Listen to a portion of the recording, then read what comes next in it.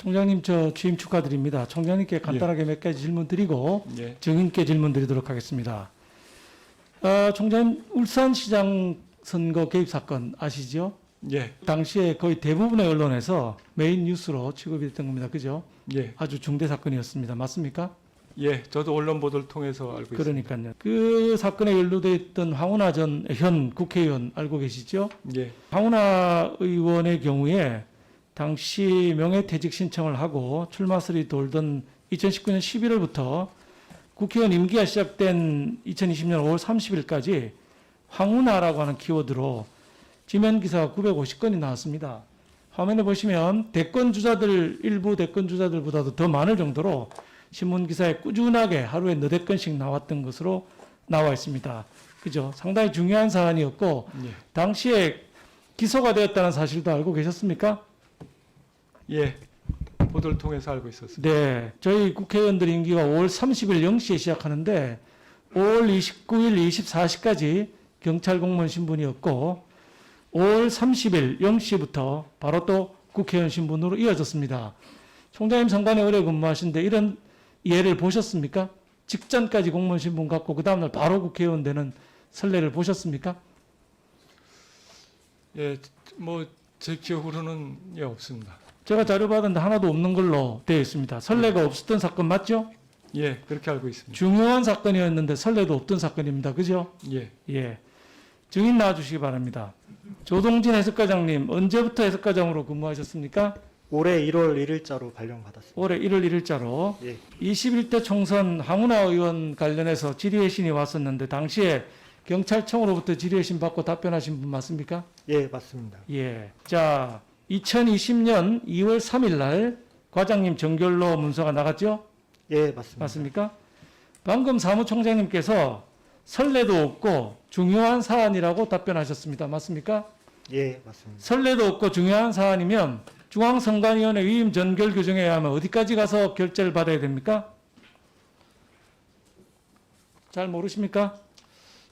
그 선례가 없는 부분에 대해서 좀 말씀을 드려도 되겠습니까? 방금 사무총장님이 선례가 없다고 말씀을 하시지 않았습니까? 저기 의원님 좀 좀 소통이 잘못된 것 같은데요. 그러니까 예, 선례가 예. 없었지 않습니까? 선례가 있는 사안이라 그 사전에 보고 후에 제 정결로 회신을 했습니다. 사무총장님, 예. 아까 이런 선례는 없다고 그러셨고요. 이 경우처럼 기소가 돼가지고 공무원 신분을 그만둘 수가 없는 상황인데 이런 상황 한 번도 없었다고 저한테 답변하셨지 않습니까? 선례가 그러니까 없는 상황 틀림없고 신문에 그렇게 많이 날 정도로 중요한 사항이었는데도 불구하고 간단히 말로만 이렇게 얘기하고 과장 정결로 내보낸 거예요.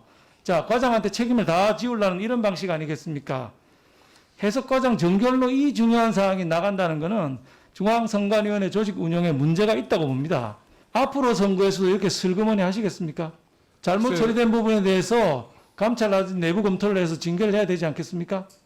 의원님 지적하시는 초점을 알고 있습니다. 다만 선례가 있는 사항이라 제가 서면으로 중앙선관위로부터 받은 자료는 동일한 선례가 없다 이렇게 받았고요.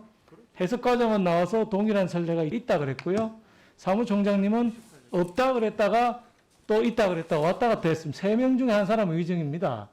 종합감사 때까지 중앙선관위의 명확한 입장을 정리하고 모든 사례를 다 나열한 다음에 제출해 주시고 우리 위원회에서 의정에 대한 고발 여부를 결정해야 될 거라고 생각이 됩니다. 서면으로 받은 것과 진술 두 사람이 전부 다 다르고 있습니다. 지금 동일한 사안에 대해서.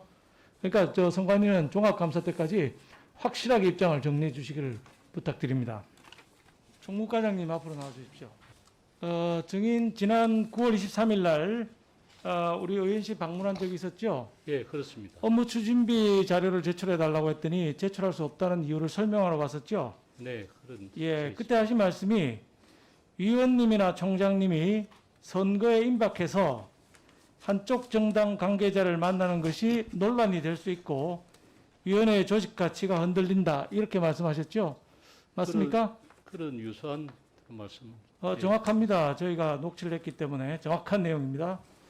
자, 선거에 임박해서 선관위가 선거 중립만 지키면 되지 정당 관계자를 왜 만납니까?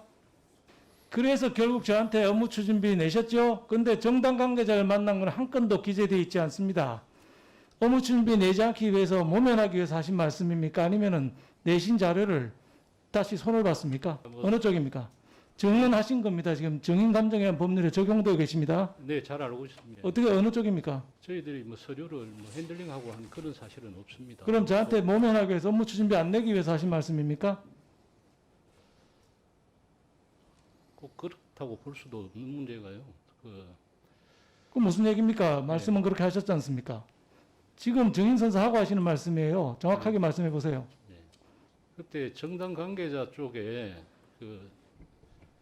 정당 관계자라고 제가 분명히 말씀드린 그 기억은 없습니다만은 그때 언론사라든가 여타 뭐 논란이 될 수 있는 얘기 나중에 녹음기 틀도록 하겠습니다. 예, 알겠습니다. 사무총장님, 예, 업무비 처음으로 국회에 제출하신 거라면서요. 예, 그렇습니다. 큰 결단 내려줘서 감사합니다. 청와대 총리실, 헌법재판소 다 내고 있습니다.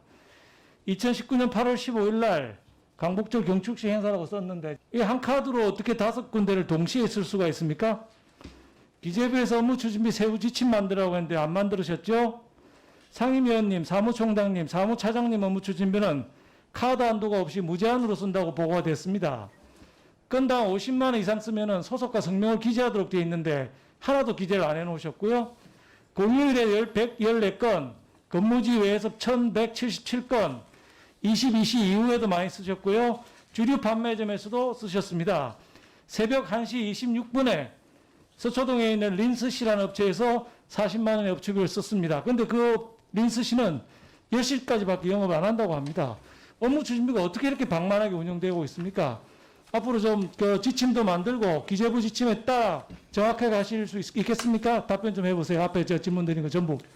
예, 반드시 그렇게 하겠습니다. 앞으로 지침대로 정확히 지켜서 할 테고요. 약속드리겠습니다.